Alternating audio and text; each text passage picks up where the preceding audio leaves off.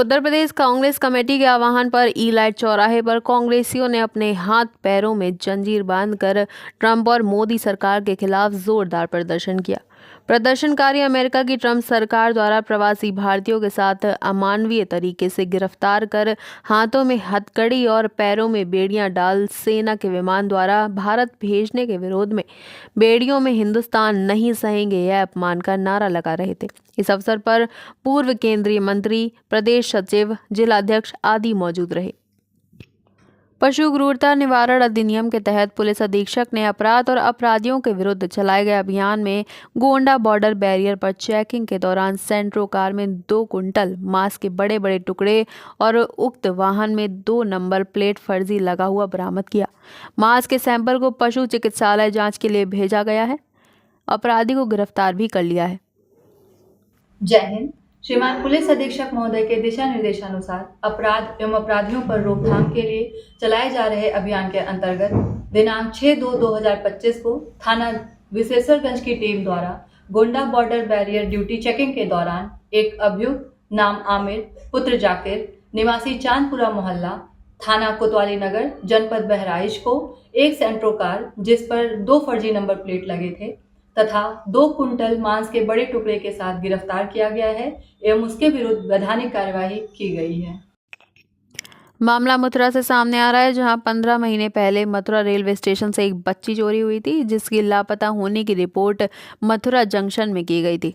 खोजबीन करते समय बच्चा चोरी के आरोप में बच्ची की मां और 4 अन्य लोगों को न्यायालय में पेश करते हुए जेल भेज दिया गया था, जिन्हें शुक्रवार को सुनवाई के बाद जमानत दे दी गई है। आपको बता दें कि बच्ची के पिता बाल कल्याण समिति की शरण ली तो डीएनए टेस्ट हुआ, तब डीएनए टेस्ट की रिपोर्ट मां से मैच हो गई। इसी आधार पर मानवाधिकार दिल्ली और मथुरा के अधिवक्ता ने जमानत अर्जी अपर मुख्य न्यायिक मजिस्ट्रेट रेलवे को दी थी।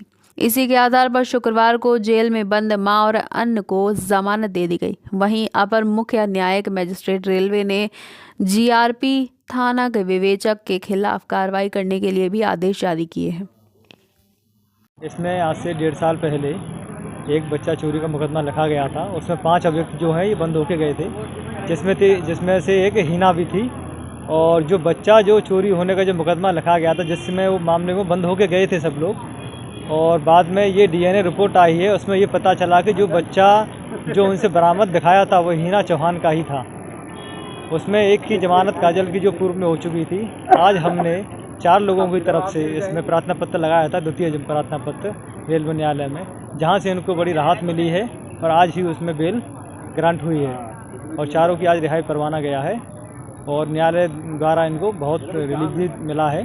और हमारा जितना भी आगे भी प्रयास रहेगा, इनको जितनी मदद मिले आगे इनकी करेंगे। तो इनको निर्दोष इनको फंसाया गया है, इनका इसमें मामले से कोई भी मतलब नहीं है। जीआरपी ने कितने लोगों के खिलाफ मुकदमा दर्ज करा और बच्चा चोरी के आरोप में मां को ही जेल भेज दिया? जी, इसमें जो बच्चा जो है डीएनए रिपोर्ट से ये पता चला कि जो बच्चा हीना का ही है, हीना चौहान का, और इसमें 5 लोगों को इसमें बंद करके भेजा था और वो सभी लोग जो हैं निर्दोष हैं। बाकी का ये तो उन्होंने जो भेजा है, बाकी तो न्यायालय ही सिद्ध ये करेगा कि आगे क्या होता है, और बाकी के सब लोग निर्दोष हैं। इसमें जो जीआरपी के खिलाफ कुछ आदेश जी उसमें किया है न्यायालय ने भी, हमने प्रार्थना पत्र दिया था, उसमें न्यायालय ने आदेश करे हैं कि इसमें जो भी विवेचक थे उनके खिलाफ कार्रवाई आगे की जाए। उनके अधिकारी के लिए आदेश किया गया। आदेश हुआ है, क्या है मामला? देखिए, आज कोर्ट में मैं 11 बजे आया। जब कोर्ट बैठी तो मैंने कोर्ट से ये जानने की कोशिश करी कि आज किस लिए मुकदमा लगा है, क्योंकि मैं पहली डेट पे इस केस में आया था। तो पता चला कि मुकदमा जो है वो गवाही पे लगा है। फिर मैंने जज साहब से और ऑनरेबल कोर्ट से ये विनती करी कि हमारे मूल अधिकारों का, हमारे फंडामेंटल राइट का हनन हो रहा है। एक एक्यूज, 4 एक्यूज 1.5 साल से ज़्यादा समय से बंद हैं, सिर्फ़ और सिर्फ झूठे आरोप पत्र पर, झूठी चार्जशीट दाखिल करके कोर्ट में। क्योंकि जब आपको ये पता होना चाहिए, ऑनरेबल कोर्ट के ये संज्ञान में होना चाहिए कि जब डीएनए रिपोर्ट में वो चीज़ें आ गई हैं कि जिसकी पुलिस को ज़रूरत थी, जो बच्ची बरामद की गई थी, उस बच्ची का डीएनए रिपोर्ट हीना के साथ जो उसकी माँ है, जो उसकी रियल माँ है, उसके साथ मैच कर गई है। इट मीन्स कि इस केस में अब कुछ बचा ही नहीं था।